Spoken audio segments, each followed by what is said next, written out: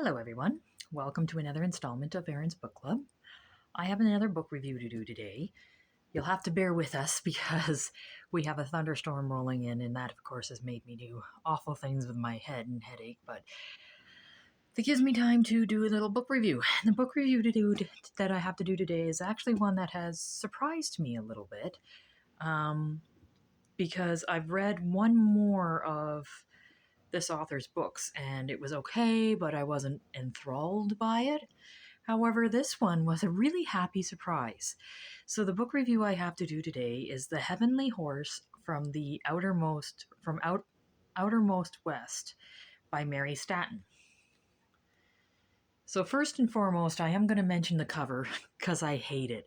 I think the cover doesn't even really dictate or depict what the story was even about, because both horses look relatively normal, and it is a fantasy about a demon horse that has canine teeth and flesh-rendering feet that attacks the good horse in the herd.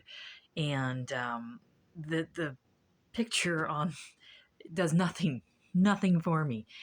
However, that being said, there is a reason why you don't judge books by their cover, because I was really super impressed to the point where I actually had to double check the author, because Mary Stanton also wrote a book called The Unicorns of Valor, I think it's how you say it.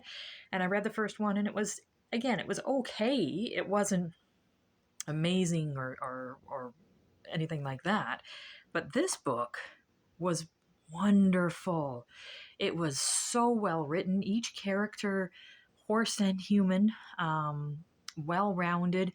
Every character had character growth, even if it was sudden. Like the godlike stallion. Oh, I guess spoilers for this book. It's an old book, so if you guys haven't read it, read it and come back. But the godlike stallion's quick turn of attitude from the beginning kind of jarred me, took me out of the story a bit. He went from this all-encompassing stallion to who expects everybody to do whatever he wants to all of a sudden I'm going to be gentle and kind and I love you as a mare, that kind of thing. I really enjoyed as they went through their travels how even if the herd was made up of certain specific horses that don't like each other, they really broke each other down to the nitty-gritty of their character, and by doing that kind of were able to sympathize with each other and come back as a more cohesive whole. I really felt attached to all the characters, especially the caretaker horse, to the point that when we lost her, I ugly cried.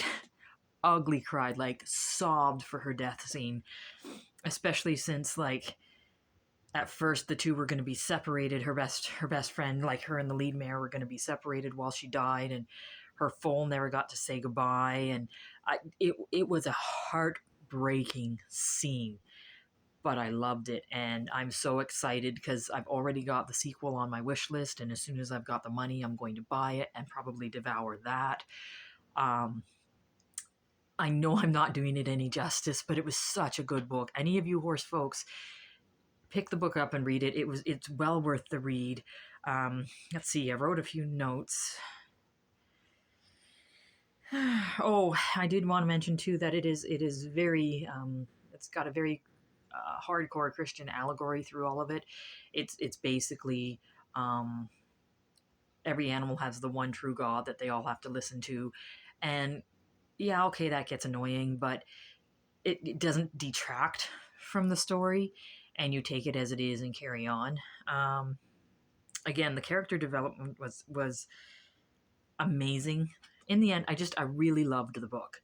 So let me read the back of it so you guys know what you're getting into if you decide to read it. The Heavenly Horse is the dancer, an Appaloosa stallion, first of all the horses in the army of 105, guardian of the courts of the outermost west. But the dancer is under sentence of death, and Nor, servant of the dark horse, is appointed executioner. But between them stands Duchess, the last true mare of the line. When Duchess, ill-treated and ill-tempered, arrives at the Bishop farm, only Al Rat, storyteller and dream speaker among the horses, understands that she is unique. Then the dancer arrives. Duchess, along with the brave mare Susie and Corey, and Corey, the devoted farm dog, run away with him to face a winter of terrible hardship and danger. For now, Duchess is full as the last hope for the breed, and Honor, with his harrying hounds, are closing in on them. And again, Susie, loved Susie as a character, one of the best mare characters I've ever read about. I must say that the Arat character, her switch of allegiance was incredibly surprising, but also believable, because that switch of allegiance was kind of pushed by man mistreating horses, which happens all the time. And a lot of times you don't take into account what the mistreatment will do to a horse. So just all around, well thought out, such a good book. So thanks very much for listening to me ramble on about another book, and I will let you know when I have another book read.